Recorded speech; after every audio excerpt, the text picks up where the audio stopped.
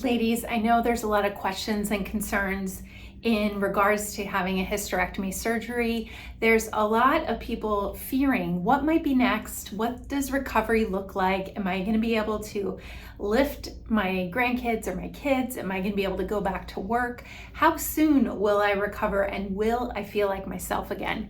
These are all valid concerns, and just know that the more information you have about making your recovery successful, then the more prepared you will be. Now, plenty of women undergo a hysterectomy surgery, and at all different stages, it can look different. But today I'm going to talk to you about what you can do to feel your strongest self in the first 30 days after a hysterectomy surgery.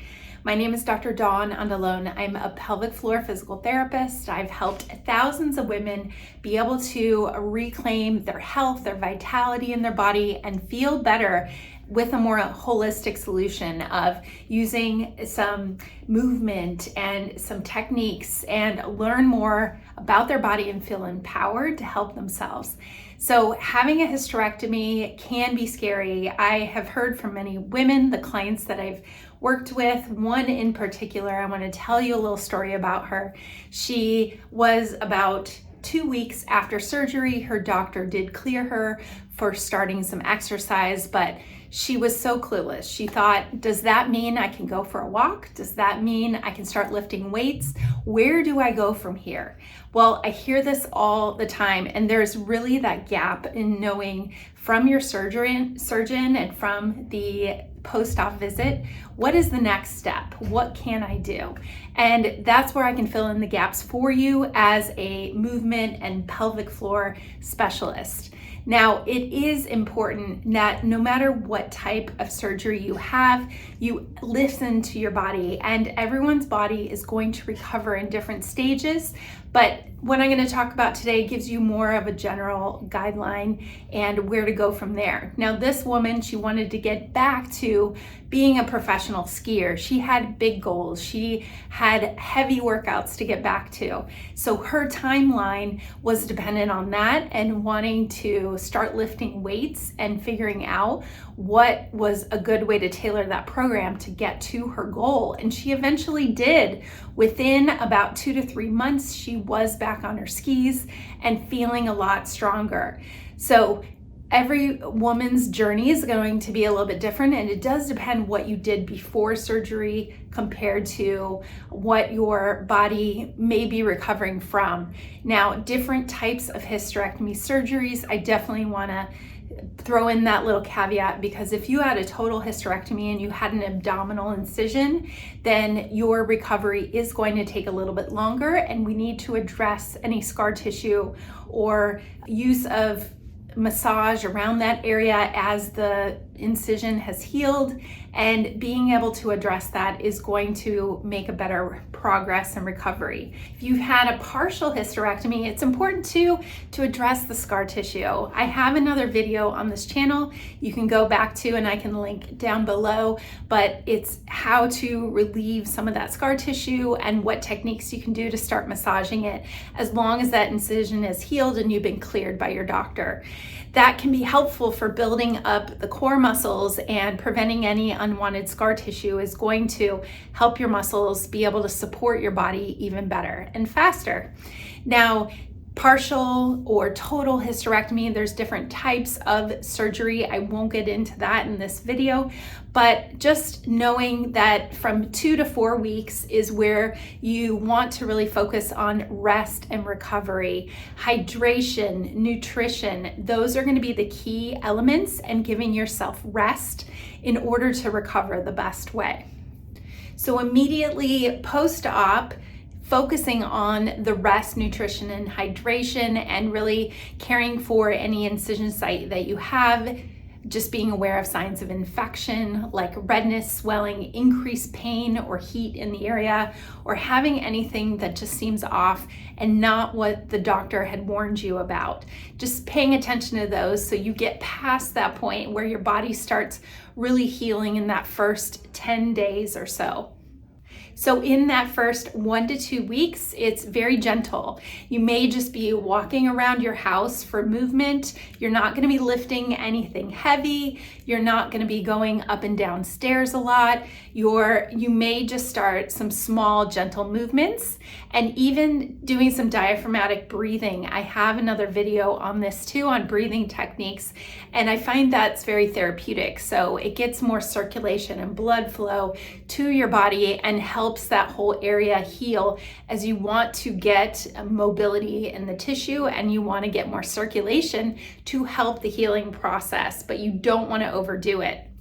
With nutrition, you want to focus on foods that are going to promote healing, like collagen, maybe even making some smoothies or shakes with collagen powder, focusing on vitamin C, increasing that protein intake. This is all going to be helpful foods that are going to help the healing process and help your body recover.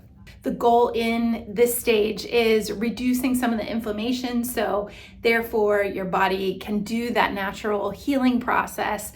And when it has undergone trauma, you are going to be more tired and feel like resting more. So listen to your body. Then we have the next 3 to 4 weeks. So at this point, if you have gone back to your doctor and your doctor clears you for starting to move a little bit more and your incisions are healed and you're feeling like you're itching to do a little bit more, well, I have a special program that can go over some restorative exercises, especially starting to work with your pelvic floor and your core muscles. And they're very gentle. It's mobility work that your whole body is going to crave to get back into more strenuous activity, but you're not pushing yourself to the extreme of really lifting a lot of heavy weight or anything like that. It's more therapeutic type of movement.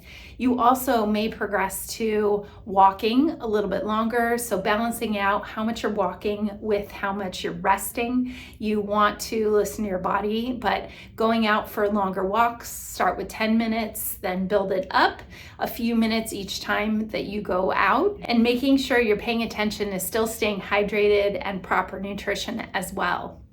You want to avoid any unnecessary strain. So also as well, if you're starting to wean off any medications, maybe you've had some issues with constipation, learning ways that you can avoid bearing down or pushing downward on your pelvic floor area is going to prevent things like prolapse or bladder issues or any unnecessary side effects that come with the surgery. So being able to focus on foods that are going to keep your bowels and your bladder functioning normally and not doing anything that's going to irritate it, like high citrus foods, sometimes irritated, or a lot of caffeine can irritate your bladder as well. So normal bowel and bladder function is going to set you also up for success. I also recommend in this first month or so, if you are having issues with constipation, that adding in high fiber foods to your diet, like dried fruit or prunes, things that are going to stimulate your bowels and prevent that constipation that sometimes happens with pain medication.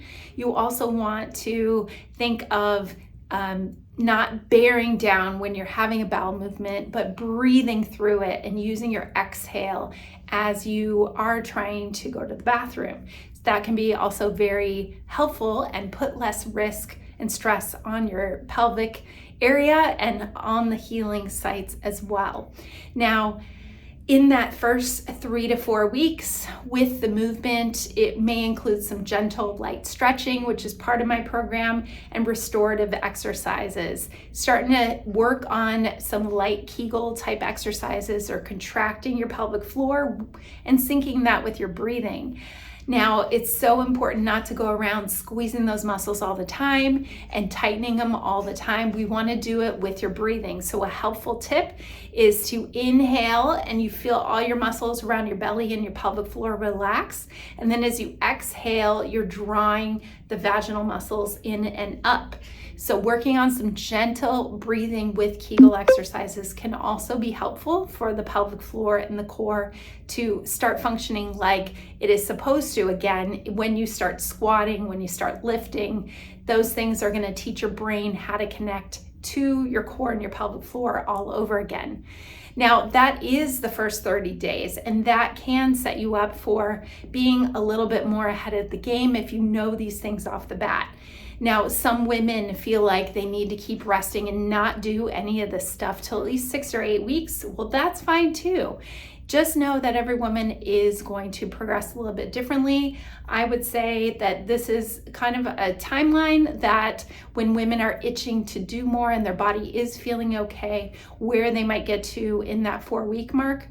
After 4 weeks, it's about continuing to build strength and gradually adding in some light weights for your arms, doing some body weight squats or movement that is going to mimic some of your daily activities like lifting groceries and being able to activate your core and your pelvic floor before you lift anything heavy. That is also going to set you up for success.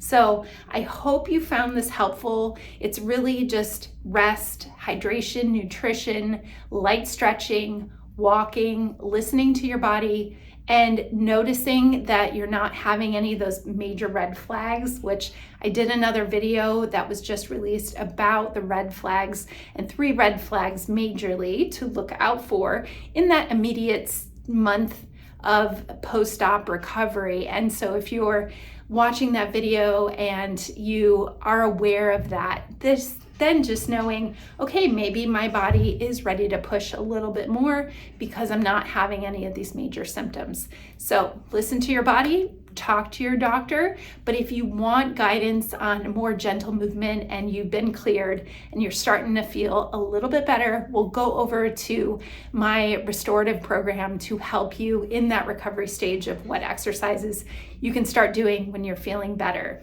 So I hope that was helpful, and thanks again for watching. If you would please hit subscribe. I have more videos all about hysterectomy recovery and women's health topics that I would love for you to watch. Thank you so much for listening and watching this video.